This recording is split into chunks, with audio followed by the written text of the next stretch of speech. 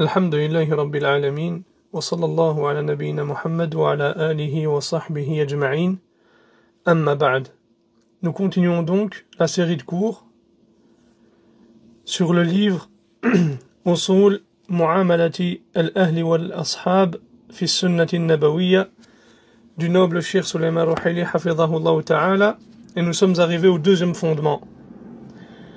Le Cheikh nous dit al-aslu al-thani an yuaddi al-insanu ma alayhi wa yas'alu Allah alladhi lah.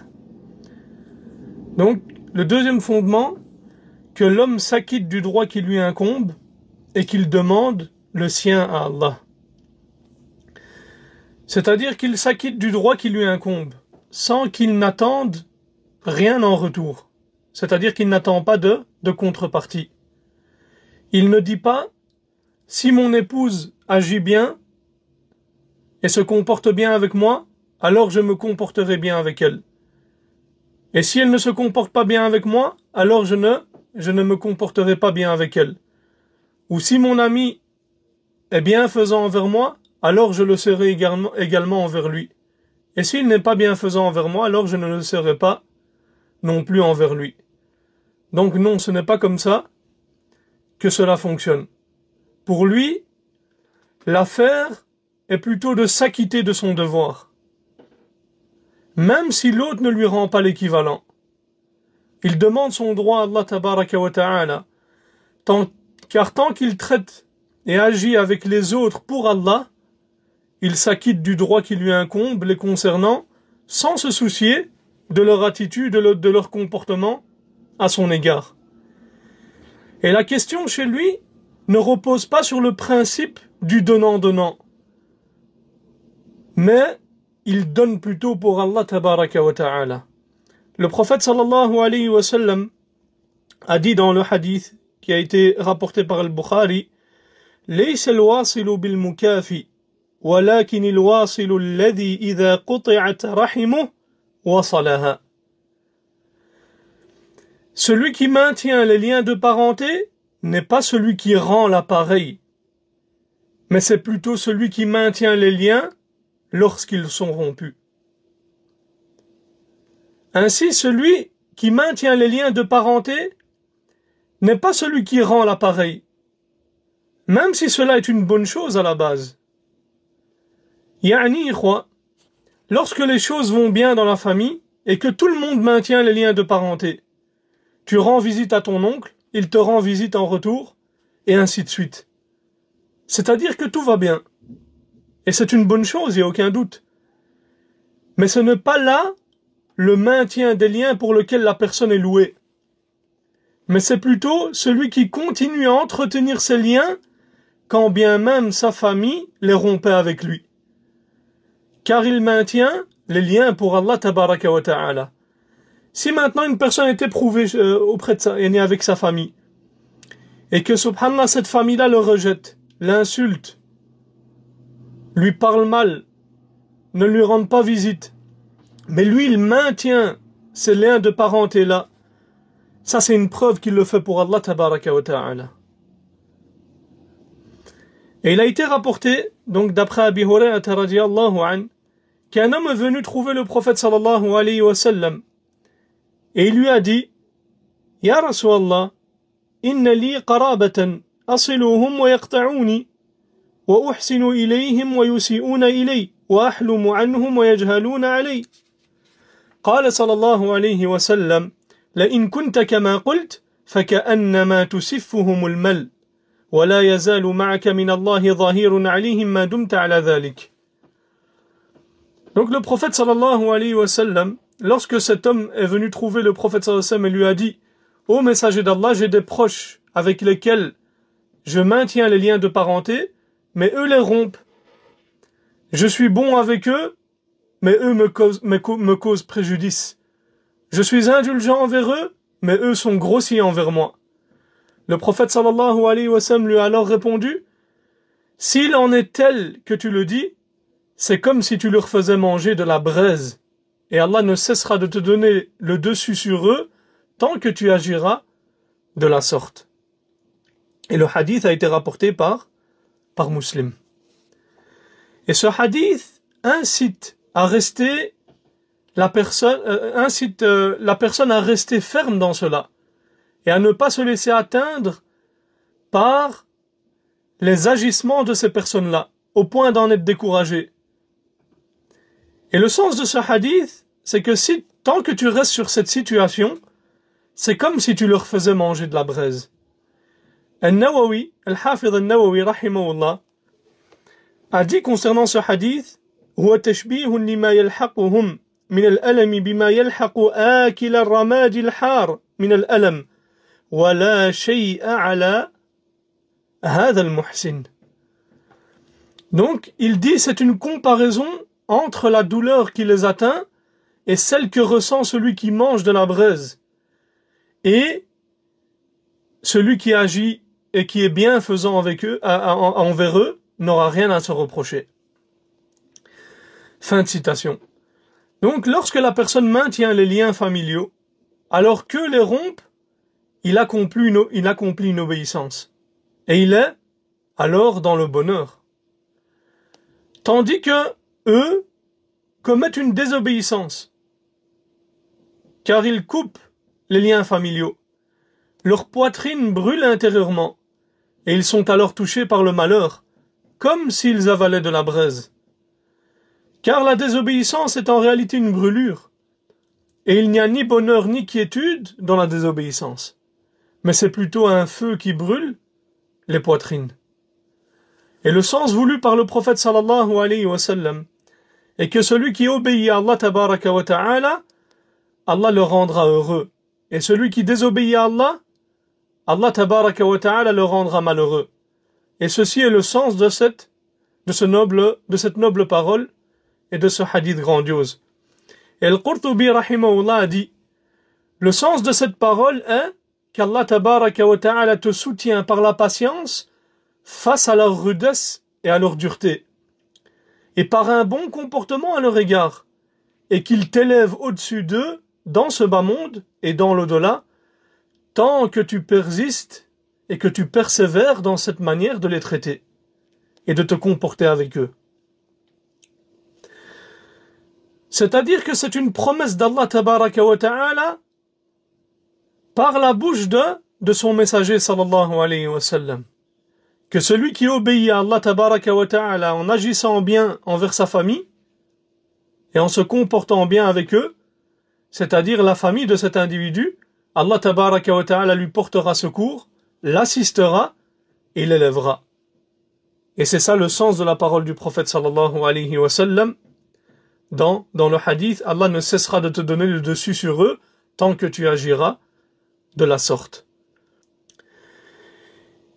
Et c'est en réalité là une règle religieuse. Même si cela a été mentionné ici à propos des liens de parenté, elle est générale.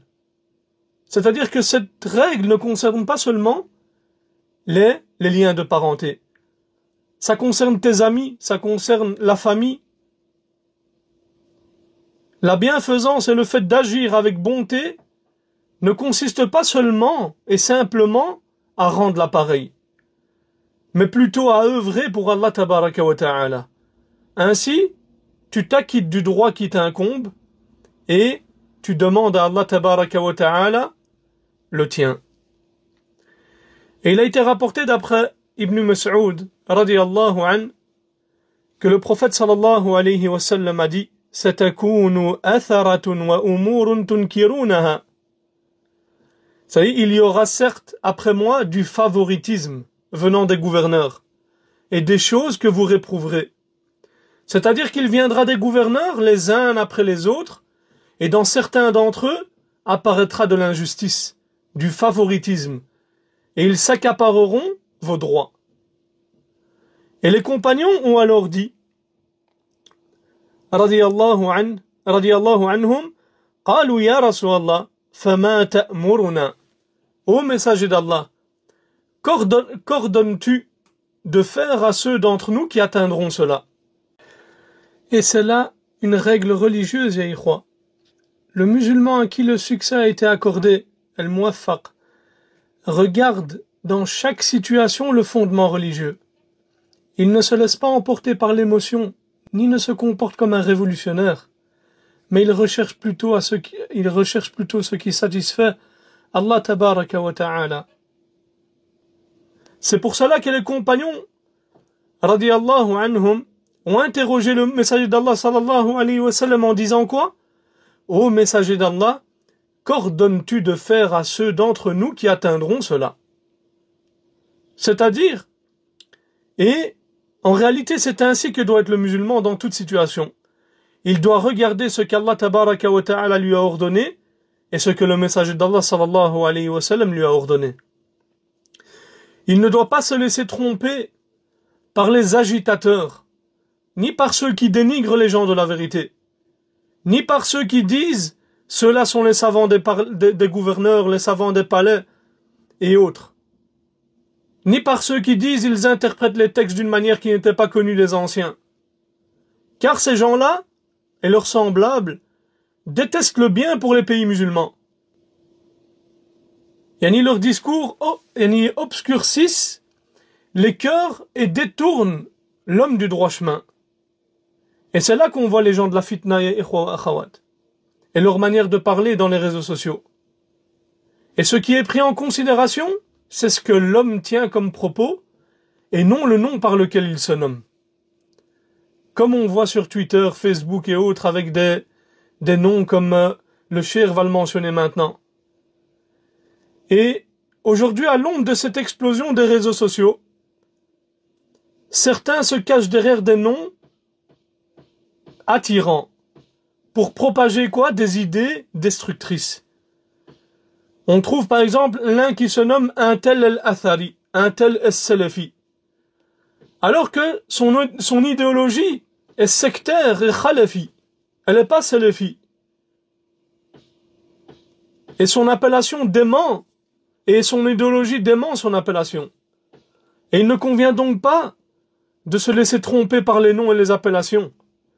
Il faut plutôt regarder le contenu de la personne.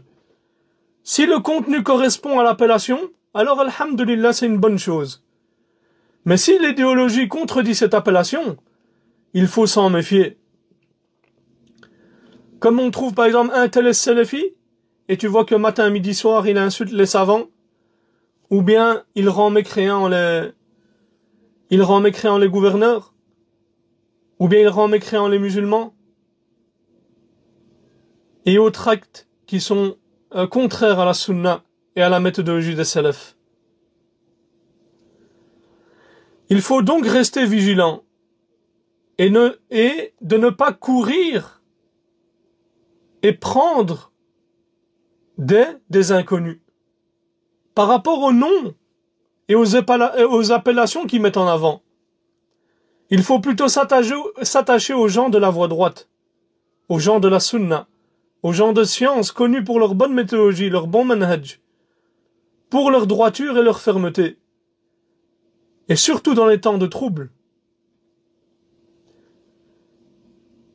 L'un d'eux peut se voir privé de ses droits, et malgré cela, tu le vois ferme dans son manhaj. Et ceux-là sont les véritables hommes. Ce sont eux, et ce sont d'eux qu'on prend la science. Et ce sont eux qu'on prend comme exemple. Et les compagnons ont alors dit, ô messager d'Allah, qu'ordonnes-tu de faire à ceux d'entre nous qui atteindront cela?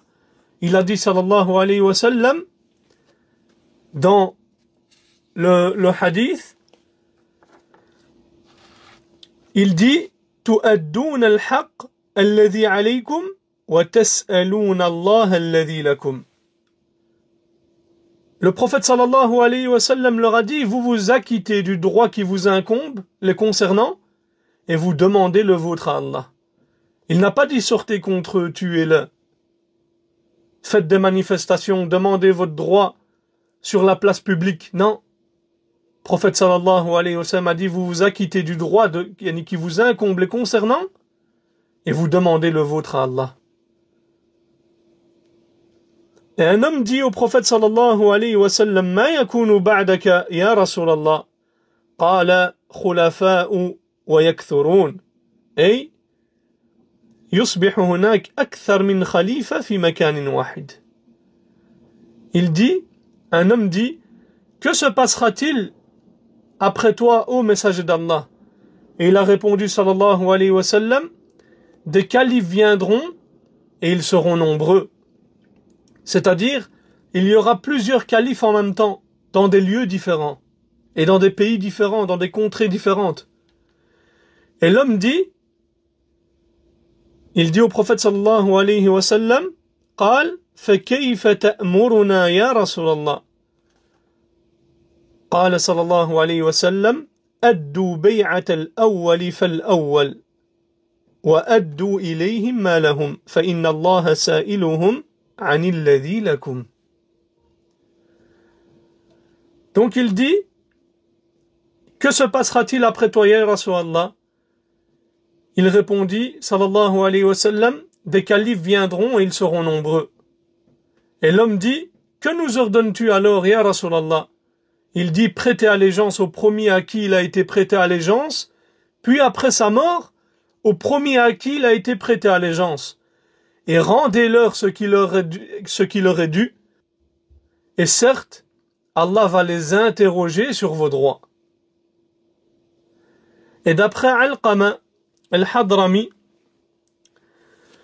d'après son père, il rapporte que Salama ibn Yazid al-Ju'fi,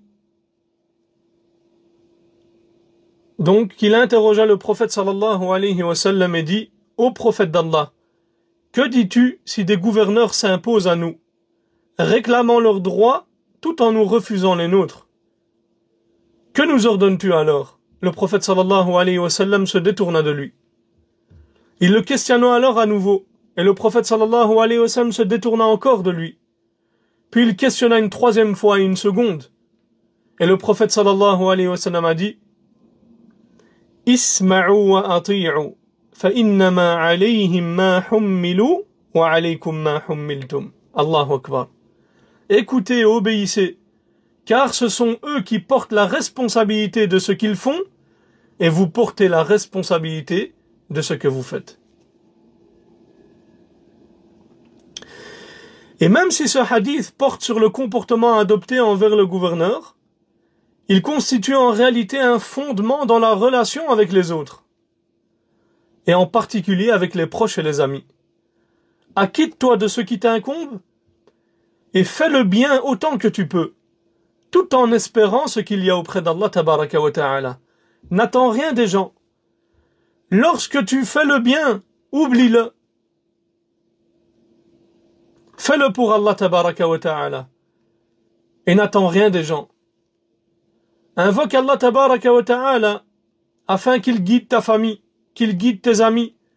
Et sache que quiconque se tourne vers Allah, Allah sera avec lui, le soutiendra et lui viendra en aide.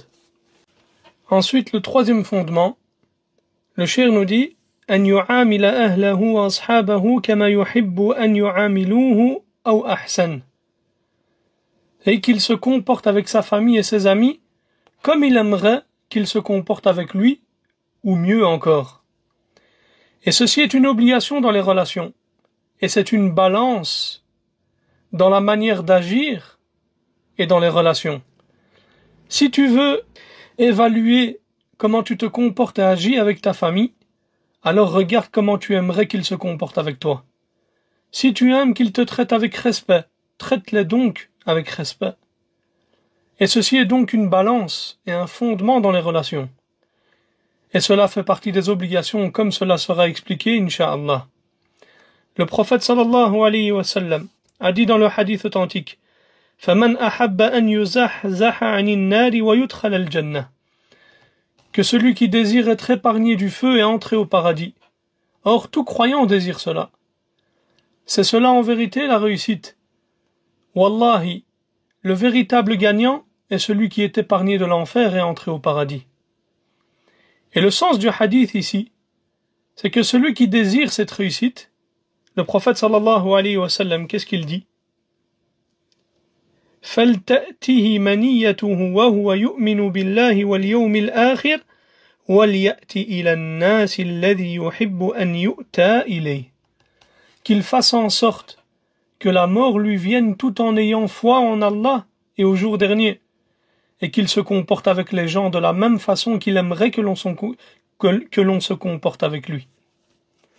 Donc celui qui souhaite faire partie de ceux qui ont réussi, qu'il fasse partie des croyants, et qu'il fasse preuve d'un bon comportement, et agisse bien avec les autres, et qu'il soit bienfaisant et bienveillant, tout en ayant la foi.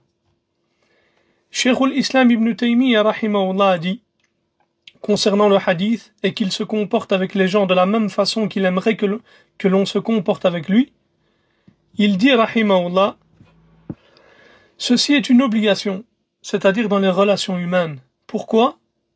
Il a répondu, parce que cela a été associé à la foi et à l'obéissance au gouverneur, dans un contexte qui parle de ce qui sauve de l'enfer et fait entrer au paradis, et cela n'est employé que pour ce qui relève des obligations.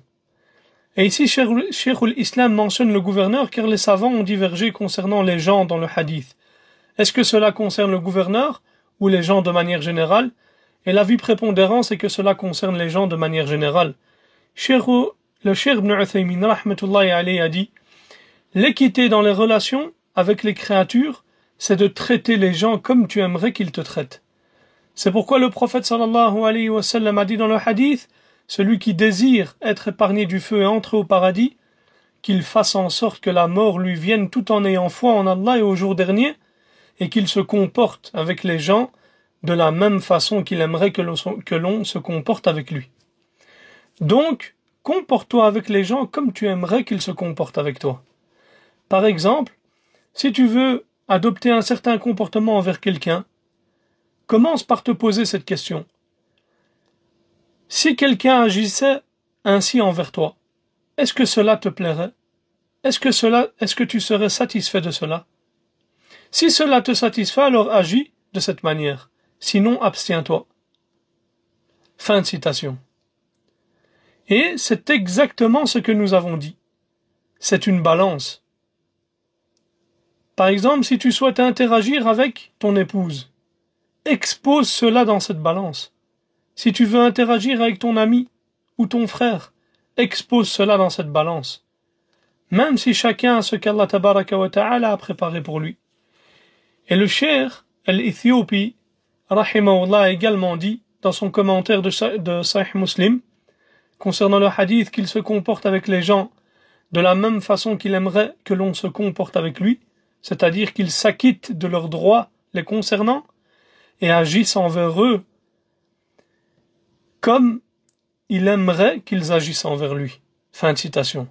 Et la parole du prophète sallallahu alayhi wa sallam ici, qu'il se comporte avec les gens de la même façon qu'il aimerait que l'on se comporte avec lui, cela fait partie de ses paroles concises et générales, sallallahu alayhi wa sallam, ainsi que de sa sagesse remarquable. Et c'est une règle importante qu'il convient de considérer avec soin, car cela implique que la personne ne fait aux autres et n'agit avec les autres que ce qu'il aimerait qu'ils fassent avec lui et qu'ils agissent avec lui. Et il n'y a de doute que ce fondement est magnifique. Et si nous l'avions appris, compris et appliqué, l'harmonie entre nous serait immense. Et l'affection régnerait entre nous et entre nos familles. Et c'est là une chose d'une grande importance à laquelle il faut nous cramponner fermement. هذا وصلى الله على نبينا محمد وعلى آله وصحبه وسلم.